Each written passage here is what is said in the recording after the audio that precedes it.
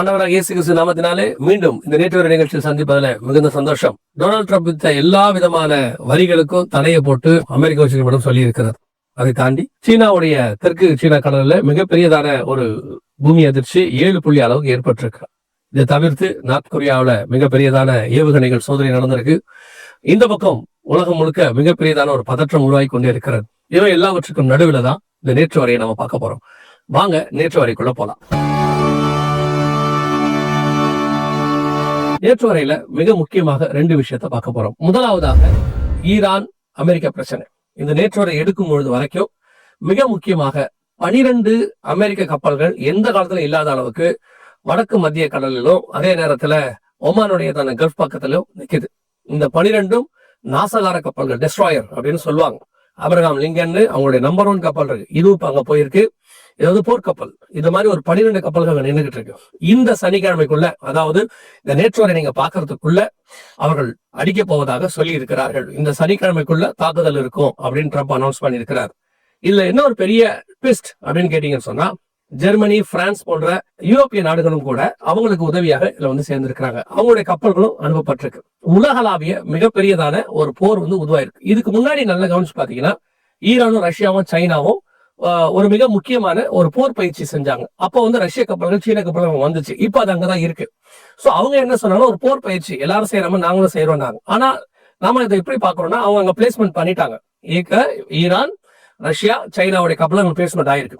இன்னொரு பக்கம் நீங்க பாத்தீங்கன்னு சொன்னா, இந்த பக்கம் அமெரிக்காவுடைய 12 போர்க்கப்பல்கள், அதோடு கூட ஐரோப்பாவுடைய கப்பல்கள் எல்லாமே வந்து அங்க நிக்குது. மிகப்பெரியதான ஒரு பதட்டம் அங்கே உருவாகிருக்கு. இதுக்கு நடுவுல அமெரிக்கா தடுத்தால் நாங்க அவங்களை அடிப்போம் அப்படின்னு இஸ்ரேல் சொல்லி வச்சிருக்கு. இதுக்கு நடுவில் ஈரான் சொல்லுது, இந்த வார் மிக முக்கியமானது, எங்க மேல கைய வச்சீங்கன்னா அமெரிக்கா மிகப்பெரிய நாசத்தை சந்திக்கும் அப்படின்னு சொல்லி இருக்கிறாங்க. சோ உலக நாடுகள் எல்லாமே இதை ஒரு பெரிய பதட்டமா பாக்குறாங்க. சோ இந்த நேற்றோரை எடுத்துக்கிட்டு இருக்கும் போது தாக்குதல் உங்களுக்கு தொடங்கி இருக்கலாம். நாங்க ஏன்னா கொஞ்சம் முன்னாடி எடுக்கிறோம், தாக்குதல் தொடங்கி இருக்கலாம். அல்லது அடுத்த நேற்றோர்ல தாக்குதல் பத்தி உங்களுக்கு சொல்ல வேண்டிய காலமும் வரலாம். இதை பத்தி ஜெலன்ஸ்கி என்ன சொல்லியிருக்கிறாரு அப்படிங்கறத நம்ம இதோட அடுத்த காரியமா பார்க்க போறோம்.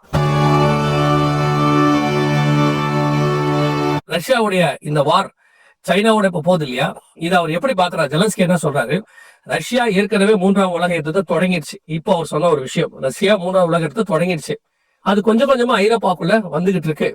எங்களுடைய மொத்தமா அழிச்சு முடிக்கிறவங்க வேலை என்னன்னா, உக்ரைனுக்கு அப்புறம் யூரோப்பை பிடிக்கிறது. நாங்க தான் உக்ரைன் வந்து யூரோப்புடைய வாசல்ல இருக்கோம். சோ எங்களை பிடிக்கிறது அப்படின்னு சொல்லி இருக்கிறார். சோ ரஷ்யா ஏற்கனவே இந்த பக்கம் வந்து ஈரானுக்கு சப்போர்ட்டாக நிக்குது, அந்த பக்கம் உக்ரைன் வழியா உள்ள வருது. இது எல்லாமே சேர்ந்து 3ஆம் உலக யுத்தம் தொடங்கியாச்சு அப்படின்னு சொல்றாங்க.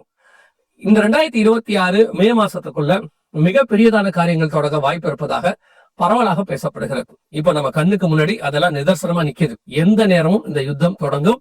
3ஆம் உலக யுத்தம், அணு ஆயுதம், அதாவது இந்த அணு ஆயுத ஒப்பந்தம் இப்பதான் முடிஞ்சிச்சு. ரஷ்யாவுக்கும் அமெரிக்காவுக்கும் நடுவில் இப்பதான் முடிஞ்சிச்சு. இப்ப இதெல்லாம் சேர்ந்து என்ன செய்ய போகுது அப்படின்னு கேட்டீங்கன்னா, ஒரு மிகப்பெரிய போர் பதற்றத்தை உருவாக்கி இருக்கு. நாம 2வது மிக முக்கியமான காரியத்தை இதோடு கூட சேர்த்து நாம பார்க்க போறோம். இப்ப சமீபத்துல ட்ரம்ப் வந்து ஒரு மிக முக்கியமான அனௌன்ஸ்மெண்ட் கொடுத்தாரு. என்ன கொடுத்தாரு அப்படின்னு கேட்டா, ஏலியன்ஸ் பத்தியான ஃபைல்ஸ் ஒண்ணு நான் வெளியிட போறேன் அப்படின்னு சொல்லி சொன்னார். ரொம்ப நாட்கள் கேள்விகள் கேட்கப்பட்டு இருக்கு. ஏலியன்ஸ்னா என்ன அப்படின்னு சொல்லி கேட்டீங்கன்னா, வேற்று கிரக வாசிகள் அப்படின்னு சொல்றோம். இந்த ஏலியனுங்கிறதுக்கு அந்த ஒரு அர்த்தம் மட்டும் இல்ல, நிறைய அர்த்தம் இருக்கு. இப்ப உதாரணமா ஒரு எரிக்கல் மேல இங்க வருதுன்னு வச்சுக்கோங்க, அதையும் ஏலியனுங்கிற வேர்டு யூஸ் பண்ணுவாங்க. அதாவது நம்ம கிரகத்துக்கு வெளியிருந்து வரக்கூடிய ஃபாரின் திங்ஸ் அப்படின்னு அர்த்தம். அதுக்கு அது எது வந்தாலும் ஏலியனுங்கிற வேர்டை நம்ம யூஸ் பண்ணுவோம். ஆனா பர்டிகுலரா இவங்க யூஸ் பண்றது என்ன அப்படின்னு கேட்டீங்கன்னு சொன்னா, ஏலியன் என்பது அவங்க சொல்லக்கூடியது வேற்று கிரக வாசிகள். இதே மாதிரி நம்ம பூமி மாதிரியே நிறைய கிரகங்கள் இருக்கு இல்லையா, அதுல நம்ம கண்ணு கெட்டாத தூரத்துக்கு வரைக்கும் எங்கேயோ ஒரு கிரகத்துல மனுஷங்க வாழ்றாங்க, நம்மள மாதிரியே மனுஷங்க வாழ்றாங்க. அவங்க அல்லது மனுஷங்களோ வேற ஒரு கிரகவாசியோ எப்படியோ அவங்க இருக்காங்க. அவங்களுக்கு இதே மாதிரி இருக்கு. அவங்க நம்ம பூமியோட தொடர்பு கொள்ள முயற்சிக்கிறாங்க எப்படின்னு காலகாலமாக சொல்லப்படுது. எனக்கே ஒரு கிட்டத்தட்ட ஒரு 40 வருஷமா அந்த செய்தியில கேட்டுக்கிட்டு இருக்கேன்னு வச்சுக்கோங்களேன். இப்படி ஒரு விஷயம் சொல்லப்பட்டு கொண்டே இருக்காரு. சமீபத்துல அதை பத்தின ஒரு பாட்காஸ்ட் ஒண்ணு பாரக் ஒபாமா முன்னாள் அமெரிக்க அதிபர் பேசினார். அந்த பாட்காஸ்ட்ல அவர் என்ன சொல்றாரு அப்படின்னா, நான் அதை பார்த்தது இல்லை, நான் அதை பத்தி எனக்கு தெரியாது. ஏரியா 51 இருக்கு, அதாவது அமெரிக்காவுடைய சீக்ரெட் ஏரியான்னு சொல்லுவாங்க. அது கூட இன்னுமே 100% வெளியரங்கமாக இருக்குன்னு சொல்றாங்க. அது உள்ளதான் இந்த ஏலியனை பத்தின எல்லா ரிசர்ச்சும் நடந்துட்டு இருக்கு. அமெரிக்காவுடைய சீக்ரெட்டான விஷயங்கள் எல்லாமே. ஒரு சிலர் என்ன சொல்லுவாங்கன்னா, அமெரிக்க ஜனாதிபதி கூட தெரியாத விஷயம் அது உள்ள இருக்கும் அப்படிம்பாங்க. இதெல்லாம் நம்ம தகுந்தாங்க தெரியல. ஆனா அவங்க சொல்றாங்க அது உள்ள வச்சு ரெண்டு ஏலியனை பிடிச்சாங்க, சில பறக்கும் தட்டு வந்துச்சு, அதை கேப்சர் பண்ணி வச்சிருக்கோம், இப்படி நிறைய ஏலியன்ஸ் பத்தின விஷயங்கள் சொல்லுவாங்க. சோ இந்த பராக் ஒபாமா என்ன சொல்றாரு, இந்த ஏரியா 51 கூட அப்படி ஒண்ணுமே கிடையாது, நான் அதை பார்த்ததுல. ஏன்னா பராக் ஒபாமா வந்து கிட்டத்தட்ட 8 வருஷம் இருந்திருக்கிறாரு, அவர் ஒரு சக்சஸ்ஃபுல்லான பிரசிடண்டாக இருந்திருக்கிறாரு. அவர் காலத்துல தான் ஃபின்லாண்ட் எல்லாம் பிடிக்கப்பட்டாங்க, அது டாப் சீக்ரெட்டான ஒரு ப்ராசஸ் அது. அப்படி இருக்கும்போது அவர் சொல்றாரு இதுல எதுவுமே இல்லை, நாங்க பார்க்கல அப்படின்னு சொல்லிட்டு. ஆனா தே ஆர் ரியல் அப்படிங்கிற ஒரு வேர்டை அவர் யூஸ் பண்றாரு.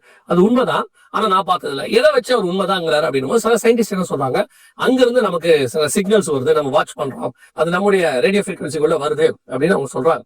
இதெல்லாம் எந்த அளவுக்கு உண்மை அப்படின்றத நம்ம தெரிஞ்சுக்கணும். அப்படின்னா சமீபத்துல இதை பத்தின ஒரு கேள்வி வரும்போது அமெரிக்க அதிபர் சொல்றாரு, டொனால்ட் ட்ரம்ப் சொல்றாரு, இது கண்டிப்பாக அதை பத்தின ரிப்போர்ட்டை உங்களுக்கு கொடுக்குறோம் அப்படின்னு சொல்லி அவர் சொல்லியிருக்கிறார்.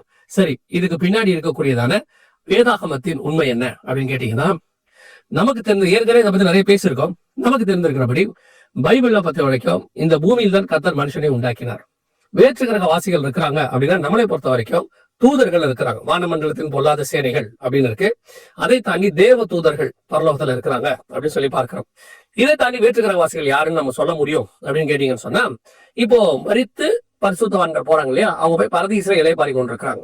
ஆனா அவங்க திரும்பி இங்க வருவாங்கன்றதுக்கான எந்த ஒரு கான்செப்ட் இல்ல. இப்போ நான் சொல்றது வருவாங்கன்றதுக்கான கான்செப்ட் இல்லை. ஏன் அப்படின்னு சொன்னா, ஆபிரகாம் லாசரு சம்பவத்துல கேட்கும்போது அங்கிருந்து யாரும் போக முடியாது, வர முடியாதுன்னு இருக்கு.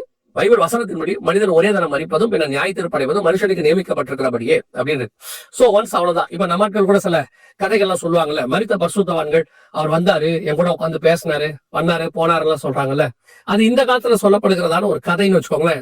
1% கூட அதுக்கு உண்மை இருக்க முடியாது. ஏன் முடியாதுன்னா, இந்த மாதிரி பரிசுத்தவான்கள் திரும்பி வருவதற்கு பதிலா பவுலும் பேதுருவே திரும்பி வந்துடலாமே. இங்க அவங்களே வந்து பிரசங்கம் பண்ண கடைசி காலத்துல எவ்வளவு பெரிய ரிவைவல் வரும். இப்ப இருக்கிற பரிசுத்தவான்கள் மரித்து போனவங்க திருப்பி வந்தாங்க, அவங்க வந்து என் கூட பிரசங்கம் பண்ணாங்க, அவங்களை நான் பார்த்தேன், இப்படி நிறைய கதை விடுவாங்க.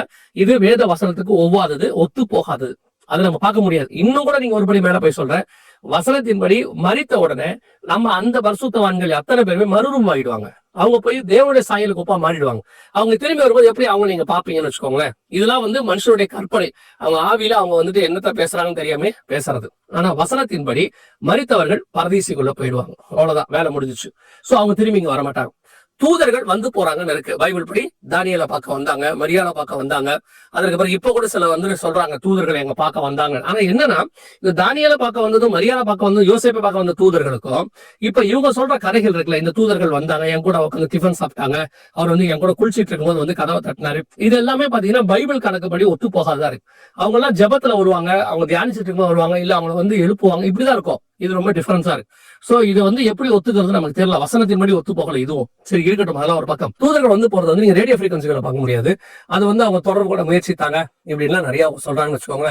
சில வருஷங்களுக்கு முன்பாக ஒரு மைய நிறுவனோட தூதன் ஒருத்தர் வந்தாரு அப்படின்லாம் சொன்னாங்க. அதுக்கப்புறம் அது பார்த்தா அது ஒரு ஃபேக், அது வந்து ஒரு ஏஐல பண்ண மாதிரி அன்னைக்கு உள்ளதான டெக்னாலஜில பண்ணது அப்படின்னு அவங்க சொல்லி நிரூபிச்சுட்டாங்கன்னு வச்சுக்கோங்க. இந்த மாதிரி நிறைய இருக்குது. வானத்துல கை வந்துச்சு, கால் வந்துச்சு, எதையுமே நம்பாதீங்க, பைபிள் படி அப்படியெல்லாம் இல்லவே இல்லை. சோ அப்ப இந்த ஏலியன்ஸ் கதை என்ன, எதுக்காக இது சொல்லப்படுகிறது அப்படின்னு சொன்னா, மிக முக்கியமாக அர்மேகதான் யுத்தத்துல நடக்க போற சம்பவம். அதாவது சபை எடுத்துக்கொள்ளப்பட்ட பிறகு 7 வருஷம் உபத்திரவ காலம். உபத்திரவ காலத்துக்கு முடிவுல இயேசு கிறிஸ்துவ அவரோட ஒரு பரிசுத்தவான்கள் வருவாங்க. 1000 பரிசுத்தவான தேவன் பூமியை நினைத்திருக்க வருகிறாருன்னு யூதா 14:15 ஏனோக்கு சொல்றாரு. வெளிப்படுத்தின விசேஷம் 20ஆம் அதிகாரத்திலையும் இதை பத்தி நம்ம பார்க்கிறோம். அதே மாதிரி அர்மேகதான் யுத்தத்தை பத்தி நிறைய நம்ம படிக்கிறோம் இல்லையா. சோ இந்த கான்செப்ட்ல நீங்க பாத்தீங்கன்னு சொன்னா 16 வெளிப்படுத்தின விசேஷத்துல இருக்கு. இதன்படி பார்த்தா இயேசு 1000 பரிசுத்தவான்களோட வரணும். இவங்க எல்லாம் எப்படி வருவாங்க அப்படின்னா, இன்னைக்கு இவங்க ஏலியன் எதை சொல்றாங்களோ அந்த இதுலதான் அவங்க இருக்காங்க. அது பைபிள்ல இருந்து எடுத்த ஒரு கதை தான் வச்சுக்கோங்களேன். சோ இயேசு ஆவியா தான் இருக்கிறார், தேவன் ஆவியா இருக்கிறார். இப்ப அவங்க கூட வரவங்க அவரை போல இருப்பாங்க. 1 யோவான் 3ஆம் அதிகாரம் 1-2 வசனம், அவர் கூட வர்றவங்களும் அவரை மாதிரியே தான் இருப்பாங்க. அப்படி இருக்கும்போது ஒரு பெரிய கூட்டம் இந்த பூமியில வந்து யுத்தம் பண்ணி பூமியை பிடிச்சு ஆயிடவர் அரசாட்சி ஆண்டவர் செய்ய போறார். துன்மார்க்கர் அழித்து, ஆன்டி கிரைஸ்ட் கூட இருக்கிறவங்களை அழித்து அவர் செய்ய போறாருன்னு வசனம் சொல்லுது. இந்த கதையத்தான் பிசாசு இப்போ மக்கள் மத்தியில பரப்ப விட்டு வானத்துல இருந்து வருது, பிடிக்க போறாங்க. அது அவன் சொல்ற கதை உண்மை. ஆனா அவன் சொல்றது ஏலியன் சொல்றது யாருன்னா, வரப்போற தேவனையும் அவரோடு கூட வருகிற பரிசுத்தவான்களையும். இந்த யுத்தம் இது வந்து ஒரு அர்மேகதான் வார் அப்படின்னு சொல்றோம்.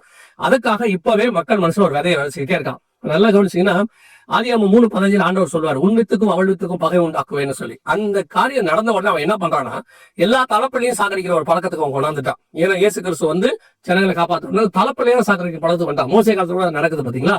ஆனால் இயேசு கிறிஸ்து அதையும் தாண்டி வந்தார்ல. அவன் சொன்ன தலைப்பிள்ளைய ஏன் அவன் சாகடிச்சானா, அந்த தலைப்பிள்ளைக்கு ஒரு கதை வச்சிருப்பாங்க. தலைப்பிள்ளைய பலி கொடுத்தா நல்லது இப்படி எல்லாம் சொல்லுவாங்க. அந்த கதை இதெல்லாம் ஏன் உருவாக்கப்படுது, பிசாசு ஏன் உருவாக்கணும்னா இயேசு பிறக்காமல் இருப்பதற்காக. இதே மாதிரிதான் இங்க இயேசு வந்து ஆட்சி பிடிக்கிறதுக்கு இப்ப அவன் என்ன பண்றானோ ஒரு கதை சொல்லிக்கிட்டு இருக்கான். என்ன கதை சொல்லிட்டு இருக்கான் அப்படின்னு கேட்டீங்கன்னு சொன்னா, ஏலியன்ஸ் வர போறாங்க, பிடிக்க போறாங்க, அவங்கள பத்தின விஷயங்கள்லாம் இப்ப வந்துகிட்டு இருக்கு. இப்போ இயேசு கிறிஸ்துவும் சபை எடுத்துக்கொள்ளப்பட்ட பிறகு அதுக்கு நடுவில் இப்ப நம்ம அந்த இடத்துக்கு வந்துட்டோம். சபை எப்ப எடுத்துக்கொள்ளப்படும், அதுல இருந்து 7 வருஷத்துக்கு நடக்கணும்னு வச்சுக்கோங்களேன். அந்த 7 வருஷத்துலயே வானத்துல இருந்து நிறைய எரிக்கற்கள் வந்து விழும், எல்லாம் பைபிள் சொல்லுது. இதெல்லாம் நடந்துட்டே இருக்கும்போது கடைசி அது வரும் பாருங்களேன். அப்போ இந்த முழுசா அந்த கதையை சொல்றான். ஏலியன்ஸ் தான் இவ்வளவுக்கு காரணம், அவங்க வரப்போறாங்க. எரிக்கல் விழும்போது கூட அவங்க என்ன சொல்லுவாங்கன்னா, ஏலியன்ஸ் நம்ம தாக்குதல் நடத்துறாங்க, அங்க இருந்து எந்த காலத்துல இல்லாத அளவுக்கு எரிக்கல் வந்து விழுது, இதுக்கெல்லாம் காரணம் சாதாரணமானது இல்ல, அங்க இருந்து யாரும் நம்ம தாக்குதல் நடத்துறாங்க, இப்படி எல்லாம் கதை சொல்லுவாங்க. சொல்லிட்டு கடைசியாக இயேசு கிறிஸ்துவும் அவருடைய தூதர்கள் வரும்பொழுது அல்லது பரிசுத்தவான்கள் வரும்போது ஏலியன்ஸ் பிடிக்க வராங்க அப்படின்னு அந்த கதையை சொல்றதுக்கு தான், அதுக்கு ப்ரிப்பேர் பண்றதுக்கு தான் ஜனங்க மைண்ட்ல இப்பயே ஒரு விஷயத்த பிசாசு போட்டு வச்சிருக்காங்க. அதான் ஃபைனல் வார், ஆன்டி கிரைஸ்டுக்கும் ஜீசஸ் கிரைஸ்டுக்கும் ஃபைனல் வார். அதுக்காகத்தான் இவ்வளவு விஷயத்தையும் சொல்லிட்டு இருக்காங்க. ஏலியன்ஸ் என்கிற கதை அறிவியலுக்கு இன்னை வரைக்கும் அறிவியல் நிறைய விஷயத்துல ப்ரூஃபே கொடுக்காது. ப்ரூஃப் கொடுக்குற மாதிரி காட்டும். இப்போ உலகம் உண்டானது கூட இருக்கு இல்லைங்களா, அறிவியல் சொல்லுது. அதுக்கான ப்ரூஃப் என்ன இன்ன வரைக்கும் அவங்கள 100% ப்ரூஃப் எதுக்குமே கொடுக்க முடியல. குரங்கு வந்து மனுஷன் வந்தாங்கிறது ஒரு பாடம். ஆனா குரோமோசோம் இன்ன வரைக்கும் செட் ஆகலன்னு சொல்லி சயின்டிஸ்ட் சொல்லி தான் இருக்கிறாங்க. இன்னும் வரைக்கும் 100% ப்ரூவே ஆகல. அவங்க என்ன சொல்றாங்க, குரங்கு குரோமோசோனுக்கும் மனுஷ குரோமோசோனுக்கும் ஒத்து போகுது ஓரளவுக்கு, 100% கிடையாது, ஓரளவுக்கு. நிறைய குரோமோசோனுக்கு அப்படி ஒத்து போகுது. ஏன் வாழைப்பழத்துல உள்ளது கூட எடுத்து பார்த்தா மனுஷனுக்கும் ஒத்து போகுது. ஏன்னா கிரியேட்டர் ஒருத்தர் தானே. அவர் கிரியேட் பண்ணும்போது அவருடைய மூலப்பொருள் எல்லாத்தையும் வச்சு ஒன்னாக கிரியேட் பண்றாரு. நான் சொல்றது புரியும் நினைக்கிறேன். சோ அந்த மாதிரி கதைகள் தான் இந்த ஏலியன் கதைகளும். இப்ப அறிவியல் அது கையில எடுத்திருக்கு, அதுக்கு பிசாசு அறிவியல் துணையாக எடுத்திருக்கிறான். சோ இப்ப என்ன ஆகும்னு கேட்டீங்கன்னா, இந்த ஏலியன் கதைகள் அதிகமாக பரம்பும். இனி வர வர வர தயவு செய்து இதெல்லாம் உங்களை ஒன்றும் செய்யாது. கடைசியா இயேசு கிறிஸ்து வரும்போது உலகத்துல எல்லாரும் என்ன சொல்லுவாங்க பாத்தீங்களா, அன்னைக்கே நாங்க ஏலியன் இருக்குன்னு சொன்னோம், வந்துட்டாங்க பாத்தீங்கன்னா. இது வரப்போறதான அரபிதான் யுத்தத்துக்கான ஒரு ஆயத்தம். கர்த்தருக்கு சித்தமானால் இன்னொரு நேற்று நிகழ்ச்சியில் வருகை தாமதிக்குமானால் மீண்டும் உங்களை சந்திக்கிறோம். கடைசியாக YTV அந்த LHM அந்த ஒரு சேனலும் இருக்கு, அதையும் சப்ஸ்கிரைப் பண்ணி வச்சுக்கொள்ளுங்க. இதுல பிரச்சனை வந்தா அதுல வரும், இதையும் சப்ஸ்கிரைப் பண்ணி வச்சுக்கோங்க. அதுல பிரச்சனை வந்தா இதுல பார்க்க போறோம்.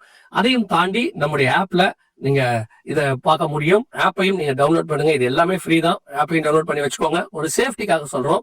கடைசியாக YTV OTT அப்படின்னு சொல்லக்கூடியதான ஒரு OTTயும் வருகிறது. அதை பத்தின அனௌன்ஸ்மெண்ட் உங்களுக்கு சீக்கிரம் வரும். எங்கள் ஊழியர்களுக்காக ஜெபித்துக் கொள்ளுங்கள். God bless you.